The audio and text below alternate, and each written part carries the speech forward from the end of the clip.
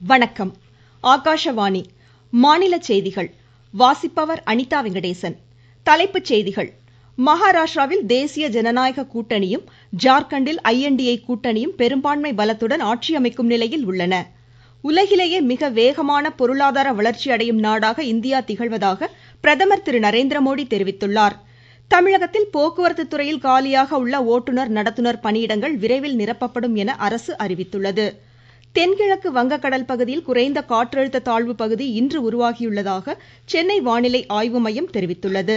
பெர்த்தில் ஆஸ்திரேலியாவிற்கு எதிரான முதலாவது test cricket போட்டியில் இந்தியா தனது இரண்டாவது இன்னிங்ஸில் சற்று முன் விக்கெட் இழப்பின்றி 100 ரன் எடுத்திருந்தது. இனி விரிவான செய்திகள்.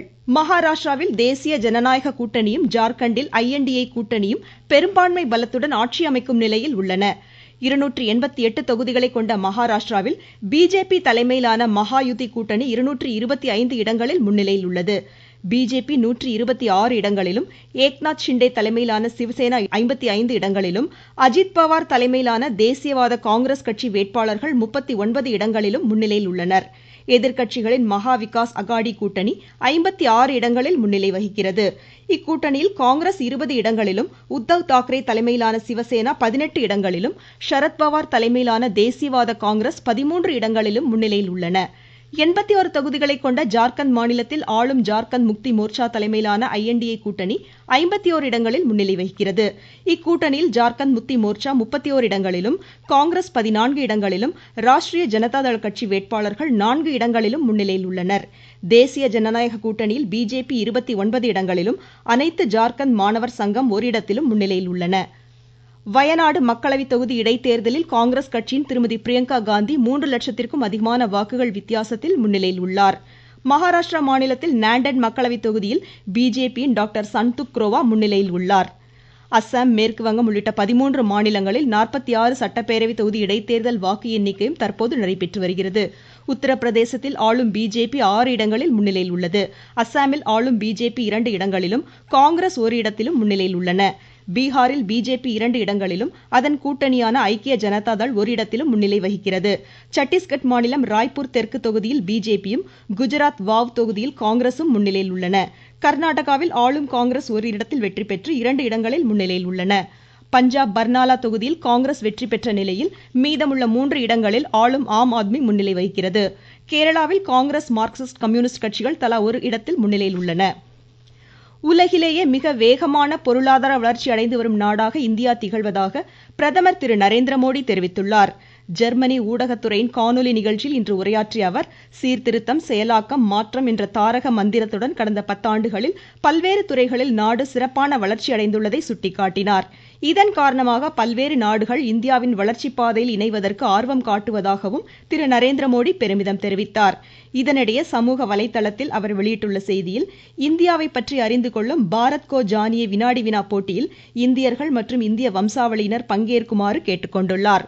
உலகம் முழுவதும் உள்ள இந்தியர்களிடையேயான உறவு வலுப்பெற இது வகை செய்யும் என அவர் கூறியுள்ளார். பிரதமர் திரு நரேந்திரமோடி அகில இந்திய வானொலியில் மன் கி பாத் மனதின் குரல் நிகழ்ச்சியில் 116வது முறையாக நாளை காலை 11 மணிக்கு உரையாற்றுகிறார். நமோ செயலி, தூர்தர்ஷன், பிரதமர் அலுவலக யூடியூப் அலைவரிசைகளில் இந்நிகழ்ச்சி நேரடியாக ஒலிபரப்பப்படும். தொடர்ந்து காலை 11:30 மணிக்கும் இரவு 8 மணிக்கும் இதன் மொழியாக்கம் இடம்பெறும். நாடாளுமன்ற விவகாரத்துறை அமைச்சர் திரு கிரண் ரிஜிஜு தலைமையில் அனைத்து கட்சி கூட்டம் புதுதில்லியில் நாளை நடைபெறுகிறது. நாடாளுமன்ற குளிர்கால கூட்டத்தொடர் வரும் 25ஆம் தேதி தொடங்க உள்ள நிலையில் இக்கூட்டத்தொடரை சுமூகமாக நடத்துவது குறித்து இதில் விவாதிக்கப்படும். நீங்கள் கேட்டுக்கொண்டிருப்பது ஆகாஷவாணியின் மாநில செய்தி அறிக்கை. 3ஆம் முறை மோடி அரசின் முதல் 100 நாள் சாதனைகள். பிரதமரின் வீட்டு வசதி திட்டத்தின் கீழ் கூடுதலாக 3 கோடி வீடுகள் கட்ட இலக்கு. முத்ரா கடனுதவி திட்டத்தின் கீழ் கடன் உச்சவரம்பு 20 லட்சம் ரூபாயாக உயர்வு. 4 லட்சத்திற்கும் மேற்பட்ட மகளிர் சுய உதவி குழுக்களுக்கு 2500 கோடி ரூபாய் சுழல் நிதி.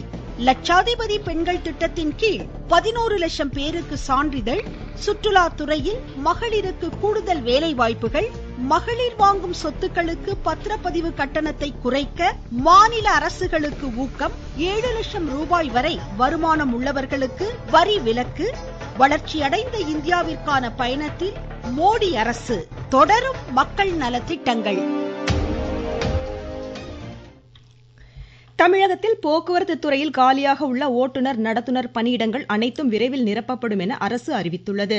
சென்னையில் இன்று வெளியான போக்குவரத்து துறை சாதனைகள் தொடர்பான அறிக்கையில் கடந்த 3 ஆண்டுகளில் 2578 புதிய பேருந்துகள் கொள்முதல் செய்யப்பட்டதாக தெரிவிக்கப்பட்டுள்ளது. பாதுகாப்பான பயணம், மகளிர் மாணாக்கருக்கான இலவச பேருந்து பயண திட்டம் உள்ளிட்டவற்றால் ஏராளமானோர் பயனடைந்துள்ளதாக தெரிவிக்கப்பட்டுள்ளது.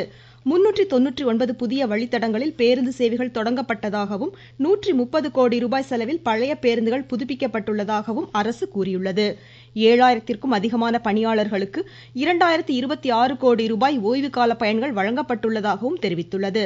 சிறந்த போக்குவரத்து சேவைக்கான தேசிய விருதுகளில் பல்வேறு பிரிவுகளில் தமிழக போக்குவரத்து துறை தேர்வு செய்யப்பட்டுள்ளதையும் அரசு சுட்டிக்காட்டியுள்ளது.